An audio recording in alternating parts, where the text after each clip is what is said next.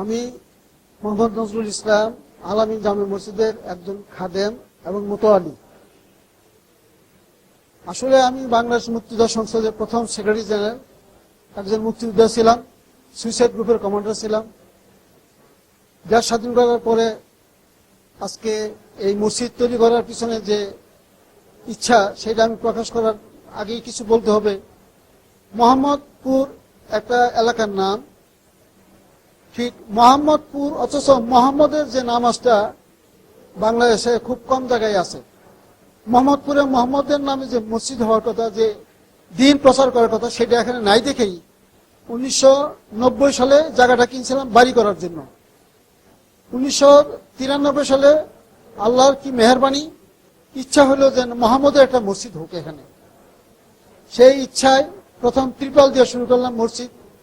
কিন্তু নবীর যে আদর্শ, নবীর যে নামাজ, যে পদ্ধতি কোরআন এবং সহিহ হাদিস আমরা পাই, সেটা না থাকার কারণে এই এলাকার লোকেরা জানতো না যে মোহাম্মদী নামাজ কিভাবে হয়। তা আমরা কয়েকজন 10-12 জন লোক একত্র করলাম, যারা ছিন্ন ভিন্নভাবে বিভিন্ন মসজিদে নামাজ পড়তো। তাদেরকে ডাক দিয়ে বললাম যে একটা সুন্দর জায়গা আছে আমার, যদি আপনারা মসজিদ করতে চান তাহলে আমি জায়গাটা ইনশাল্লাহ দিব আল্লাহর রাস্তায়। তো সবাই উৎসাহ নিল, আসলো, দেখলো, দেখার খুব খুশি হইলো। অনেকে জড়াই দিল, কান্নাকাটি করলো, অনেকে জড়াই দিল আমাকে, যে এত সুন্দর জায়গা, মসজিদ হবে। আমরা আল্লাহর কত সুন্দর জায়গা হয়। তো এটা অ্যাকচুয়ালি এটা আমার বাড়ি করার কথা ছিল। আমার জীবন সঙ্গিনী ওনাকে বলছিলাম যে এখানে একটা বাড়ি করব। তো ওনাকে আমি বললাম যে মসজিদের সিদ্ধান্ত নেওয়ার পর ওনাকে বললাম যে এটা তো আল্লাহর ঘর করবো, তুমি কি মনে করো? তুমি না একটা বাড়ি করবা কইছিলাম, হ্যাঁ আল্লাহর বাড়ি করবো এখন। তো 1993 সালে প্রথম শুরু করলাম এখানে মসজিদের ভিত্তি। প্রথম কিভাবে? ত্রিপাল দিয়া। কিন্তু এই যে ত্রিপাল দিয়ে শুরু করলাম, প্রথম আজান দিলাম পরের দিন রমজান। তো রমজানের শুরুতেই এটা করছে আলহামদুলিল্লাহ। তো ওই যে ত্রিপাল দিয়ে শুরু করছি, তো ত্রিপাল দিয়ে শুরু করার পর থেকে এখানে আজান দেওয়ার পরে আশেপাশের লোকেরা একটু বিরক্ত হইলো যে কি ব্যাপার। প্রথম তারা ভাবতো যে এখানে বোধহয় কোনো অনুষ্ঠান করবো, এই জন্য ত্রিপাল টানাইছি। আসলে তাই না, আমরা তো মসজিদ করে নিয়ত করেছি। তো নিয়ত করার পরে আশেপাশের লোকেরা আস্তে আস্তে বুঝতে পারলো যে আহলে হাদিসের একটা মসজিদ হইতেছে। যদিও আমি আহলে হাদিস বলতে কোনো কিছু আমি কিছু বলি নাই বা বলার ইচ্ছাও নাই, মুসলমানদের একটা মসজিদ, এটি আমার হিসাব। যাই হোক, পরবর্তী পর্যায়ে আমরা মসজিদ শুরু করার পরে ত্রিপল দিয়ে, তারপরে 1 টিনের ঘর করলাম। আমেরিকার এক নতুন মুসলমান, সে ভদ্রলোক ছিল, খ্রিস্টান, নাম হচ্ছে ইয়াসিন। সে আইসায় আমাদের মসজিদে নামাজ পড়ে। তো আমি একদিন জিজ্ঞাসা করলাম, বিকালবেলা পরদ্দাবেলা জিজ্ঞাসা, ব্যাপার কি, আপনার নাম কি? আমার নাম ইয়াসিন, আমি তো মুসলিম, আমি বাংলা ভালো বলতে পারি, তোমার কোনো অসুবিধা নেই। আমি তো, তুমি যে এখানে নামাজ পড়তে আসো, সব দিয়ে আমাদের মতো নামাজ পড়ো, অর্থাৎ আল্লাহ নবী যেমনি নামাজ পড়তে এমনি পড়ো, ব্যাপারটা কি? তো বললো যে তুমি যেদিন নাকি মসজিদ বাঁশের খুঁটি কাটছো মসজিদ বানানোর জন্য, সেদিন আসাদ গেটের খ্রিস্টানরা জেনে ফেলেছে যে একটা মসজিদ হয়ে গেছে। আমি তো, আসাদ গেটের খ্রিস্টান কি তোমার মতো মুসলমান হবে নাকি? না না না, তারা মুসলমান হওয়ার জন্য, তারা জানছে যে মুসলমানের একটা মসজিদ হয়ে গেছে। আমি বললাম, mister Yasin, what you speaking? ওইসব মসজিদ কি? না না, দেখো দেখো, ওই 20 হানাফি, হাম্বলি, মালিকি, শিয়া, কাদিয়ানি এন্ড খ্রিস্টান, দে আর অল সেম। কি বলো তুমি সব কথা? তারা কোরআন এবং হাদিস থেকে বহিষ্ভূত হয়ে অন্যভাবে নিজের আমল, নিজের দিন প্রচার করতেছে। তা আমি এটার তখন মাতি নাই, না মাতার পরে যাই হোক লোকদের ডাকলাম, আহ্বান করলাম। কিছুদিন পরে আরেক লোক আসলো, আইসা বললো যে আঙ্কেল, আমাদের তো রোজাটা নষ্ট হয়ে যায়, আপনারা আগে আজান দেন। আমি আগে আজান দেই মানে, একদল প্রায় 10-12টা ছেলে আসলো আমার কাছে আসলো। আমি আজান আগে আজান দেই মানে, আমরা তো ঠিক সময় আজান দিই, তোমরা বরং 5 মিনিট পরে দাও। আর তোমাদের রোজা কেন নষ্ট হবে? তোমাদের রোজাই তো হয় না, কারণ আমরা যখন সেহরি আজান দিই, তখন তোমরা মাইক দিয়ে বলো, চিল্লায় বলো যে আর 15 মিনিট, আর 10 মিনিট, আর 5 মিনিট, কইতে কইতে কইতে শেষ হলো 1 মিনিট। তো এইসব কি ইসলামে আছে? যাই হোক, এটাও শেষ হইলো। এরা পরে চলে গেল। আসলো আরেক গ্রুপ, মানে ঈদের ওই যে বড় একটা ডেক সেট নিয়ে আসলো, হ্যাঁ আমার মসজিদের সামনে বাজাইতেছে, মাইক বাজাইলো, যাতে আমাদের ডিস্টার্ব করা যায়। আমি বললাম যে তোমরা মাইক বাজাও, আমরা তো নামাজ পড়বো, এখন মাইক বাজাও, তো মাইক বাজাও ঠিক হবে এটা? তো একজন বলছে মাইকটা একটু স্লো করে দে। তো ওই আমি মসজিদে ঢুকছি, এমন সময় ওই ছেলেটা করলো কি, তারা আবার সাউন্ড বাড়াই দিল, যে বাড়াই দিল পরে আমি ফিরে গিয়ে ওদের মাইক সেটটা এতে ঢিলা মাইরা 6 টুকরা করে ফেললাম। আর আরেকবার আসলো স্থানীয় এক এমপি, বললো যে এটা এখানে রাস্তা হবে। কি রাস্তা হবে? যে এখানে বাজার আছে, বাজারের রাস্তা জয়েন করা হবে, এটা মসজিদ এখানে সরাইতে হবে। আমি কেন সরাবো? তো মসজিদ এই জন্যই, এটা রাস্তার জায়গা। তো আমি তো দলিল আছে, সরকারি এই যে জায়গা আছে, মানে মিউনিসিপাল ইয়ে আছে, তারপরে হাউজিং এর ইয়ে আছে, সব ডকুমেন্ট এখানে আছে। এখানে কোনো ডকুমেন্ট ছাড়া কিছু করা হয় নাই। আর জায়গা কিনা জায়গায় আমি যে কিনছি তার কাছ থেকে, উনি তো রাস্তার কথা বলেন আমাকে। যাই হোক, পরে হারা বাদ দিল। আমি খুব রাগ হইলাম ওই লোকের প্রতি। রাগ হওয়ার পরে যাক পরে আর আসে নাই। পরবর্তী পর্যায়ে দেখা গেল কি, এরা আসলো মিউনিসিপালিটির লোক আসলো এটা ভাঙতে। আমি কেন আসছো? থানাতে লোক আসলো ভাঙতে, হাউজিং কে লোক আসলো ভাঙতে। আমি কেন আসবেন? আপনারা কেন আসবেন? আপনারা এই রাস্তার মধ্যে করছেন।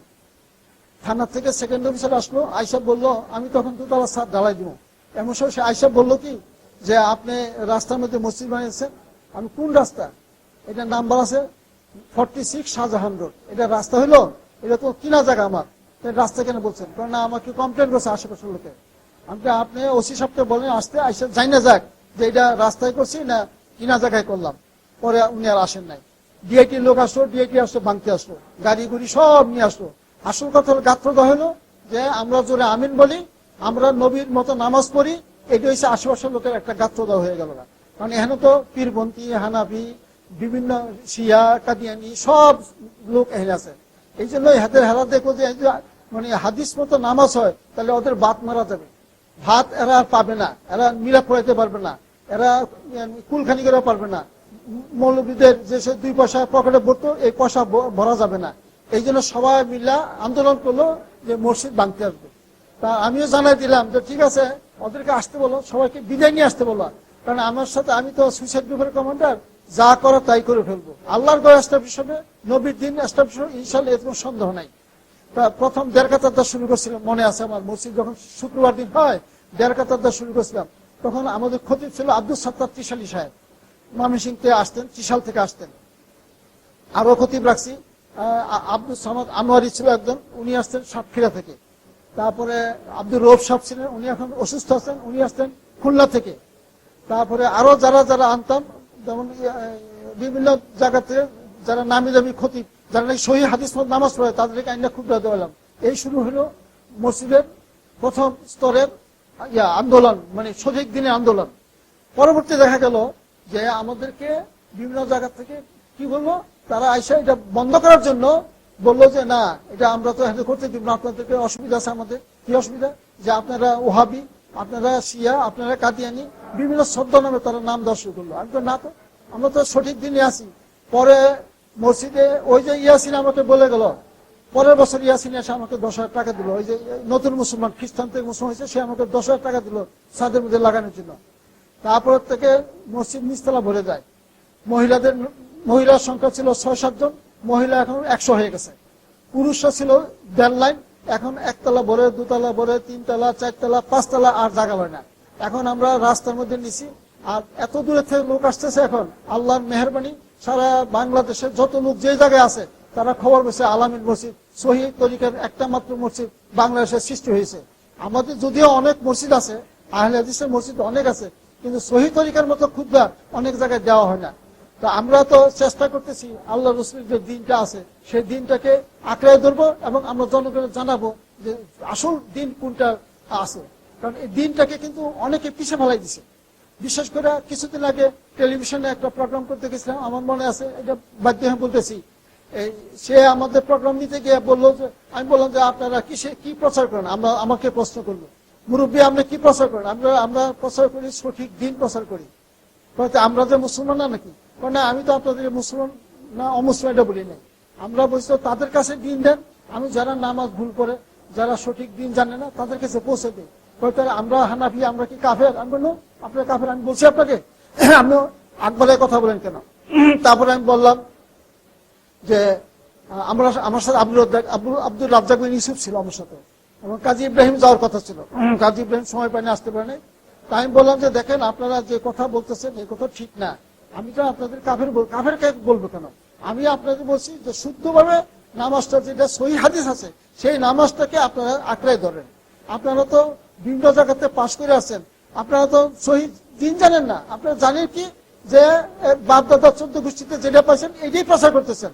আর মানুষ তো এখন সমস্ত লোক পৃথিবীর জায়গায় আজকে সঠিক দিন ইন্টারনেটের মাধ্যমে দিন পাইছে, মোবাইলের দিন দেখে, ইন্টারনেট দেখে। এখন কোরআন হাদিস সব প্রকাশিত হয়ে গেছে, কোনো গোপন কিছু নাই। আরবি, ইংরেজি, বাংলা সব ভাষায় এখন দিন প্রচার হচ্ছে। আজকে তো মসজিদে জায়গা দিতে পারি না, তো এখানে আসেন, দেখেন তোরা দাওয়াত নেই আর আসে না, আসবে কিনা আমি জানি না। যাই হোক, আস্তে আস্তে এইভাবে এই যে মসজিদ, এখন তো আমাদের আল্লাহর কাছে শুকরিয়া, আলহামদুলিল্লাহ, বারবার শুকরিয়া জানাচ্ছি আলহামদুলিল্লাহ, যে মসজিদ এখন জায়গা নেয়, এত লোক, এত মুসল্লি আসতেছে, এবং সবাই সে তাদের নিজস্ব দিন, অর্থাৎ কেউ হানাফি ছিল, হানাফি ধর্মে ছিল, কেউ কাদিয়ানি ছিল, কেউ শিয়া ছিল, কেউ পীরপন্থী ছিল, এরা সব ওই যার যার পন্থ ছাইড়া দিয়ে এই রাস্তায় আসছে। এই জন্য আল্লাহর কাছে বারবার শুকরিয়া জানাই। আজকে মেয়েদের সংখ্যা আমি বলতেছি, আজকে প্রায় 200 মেয়ে হয়ে যাচ্ছে।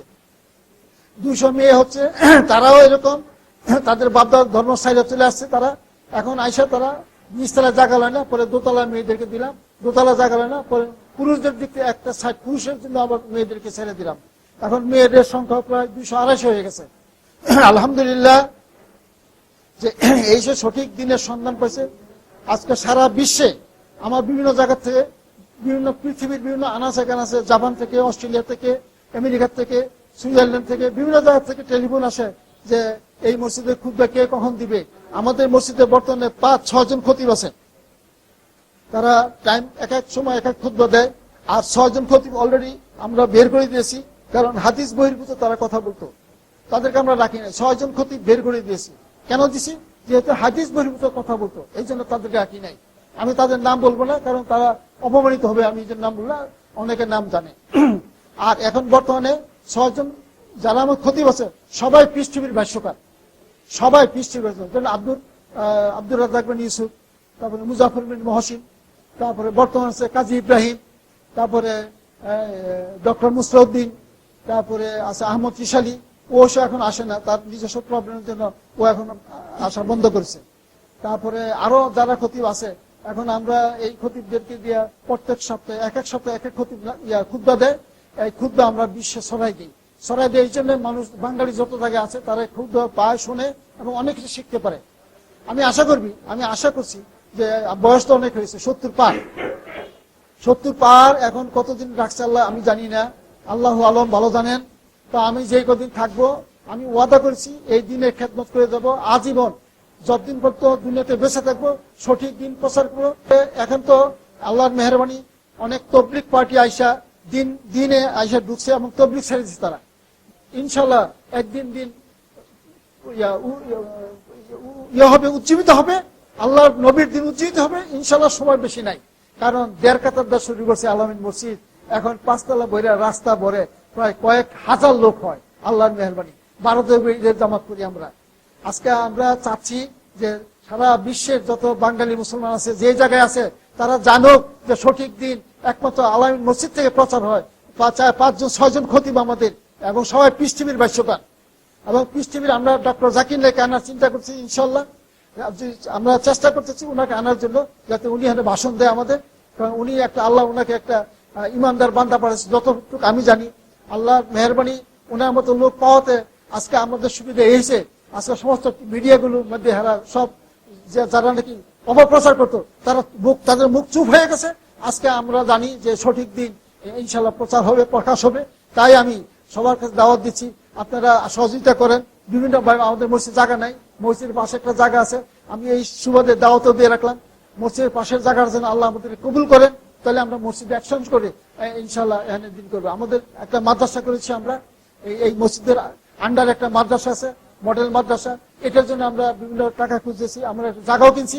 ইনশাল্লাহ আমরা সঠিক দিনের ছাত্র তৈরি করতেছি। এই ছাত্ররা একদিন সারা বিশ্ব ছড়া দেবে, সঠিক দিন নিয়ে বাংলাদেশে তো অবশ্যই ছড়াবে।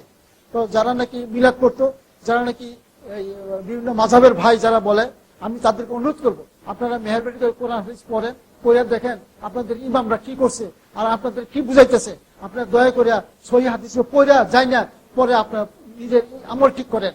কারণ নামাজ যার শুদ্ধ হবে, আর হাদিসে আছে যার নামাজ শুদ্ধ এবং যার নামাজ ঠিক হবে, আল্লাহ তাদের হিসাব সহজ করবে। ওই নামাজ যদি শুধু ভুল হয়, যতবার নামাজ পড়েন, যতবার হজ করেন, কিছু কাজে লাগবে না ভাই। আমি জান্নাতের জাহান্নামের দায়িত্ব আমার না, এটা আল্লাহর দায়িত্ব। জান্নাত জাহান্নাম আল্লাহর কাছে। কিন্তু আমি চাচ্ছি যে আমরা সবাই যদি জান্নাতমুখী হইতে পারি, সঠিক দিন গ্রহণ করে, এটি আমার কামনা, এটি আমার ইচ্ছা। আমি আপনার সবার কাছে দোয়া প্রার্থনা করছি, সবার জন্য দোয়া করি, আমার জন্য দোয়া করবেন। যে কোন থেকে এই কদিন দিনের খেদমত করে যেতে, আমি আশা করি আপনারা সবাই আমার জন্য অন্তর থেকে দোয়া করবেন, যাতে সঠিক দিনটা প্রচার হইতে। মুক্তিযোদ্ধা হিসাবে তো বড় আবদার আপনাদের কাছে, দেশ স্বাধীন করছি, এখন দিনকে স্বাধীন করতেছি। দিনের স্বাধীনতা ছিল না, দিন নষ্ট হয়ে গেছিল। সেই দিনকে এখন আমরা সহি হাদিস মতো এক জায়গায় আনিয়ে বিভিন্ন যারা আলেম, বিজ্ঞ আলেম, তাদেরকে দিয়ে দিনকে আমরা এখন তুলে ধরছি, দিন প্রচার করতেছি। অতএব আমি সবাইকে এই দাওয়াত দিছি, এবং দাওয়াত দিয়ে আমি আমার বক্তব্য এখানে শেষ করছি, এবং আপনারা সবাই দোয়া করবেন। ইনশাআল্লাহ এই আমার আজকে তো আপাতত এই শেষ কথা। আপনাদের সবার মঙ্গল কামনা করি, সবাই সঠিক দিনে আসেন, সবাইকে আল্লাহ সঠিক পথে দান করুক, এবং আমরা সবাই জান্নাতমুখী হইতে পারি, এটি আমার কামনা, এটা আমার আশা। এই আশায় আমি শেষ করছি বক্তব্য। আলহামদুলিল্লাহ রাব্বিল আলামিন। জাযাকাল্লাহু খাইরান।